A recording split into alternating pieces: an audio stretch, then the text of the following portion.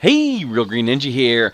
Today we're going to talk about how to add multiple email addresses on a customer's account. So let's begin. A lot of people have called and asked, hey, how can I actually have multiple email addresses on the same account so that way I can email out to multiple ones at the same time?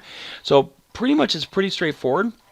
Actually, in fact, if you put your cursor over the email address field, it'll actually get those little tooltips for you that tells you that you can add multiple email addresses by adding a semicolon between them.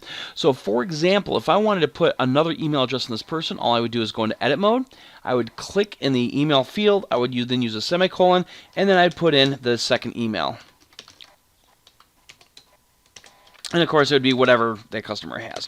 So again, you put it in there, you hit save. Now, a really cool way of testing email, and again, I always tell people, if you ever need help, to give Real Green a call. But another cool way is you can actually right-click the email address field and tell it to send an email.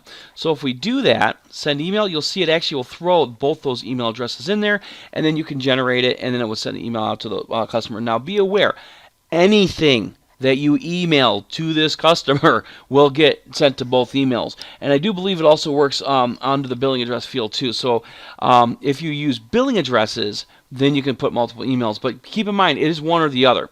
In that if you have, one email here and then throw two emails here, if you send out like a statement which goes to the billing address, it will go to these two email addresses because, again, you told it to use billing information. But like I was saying that, again, anything you send out to that customer, and again, in this case, because we have it on the main customer screen and don't have a bill to address, it would be sent out to both those email addresses, and that would be invoices, statements, whatever you send out to them. So, like I was saying, all you got to do is put a semicolon between it, and then once you put the semicolon, add the second address, and then once you send an email, it goes out to both those email addresses. So, I hope this helps, and you have yourself a wonderful day.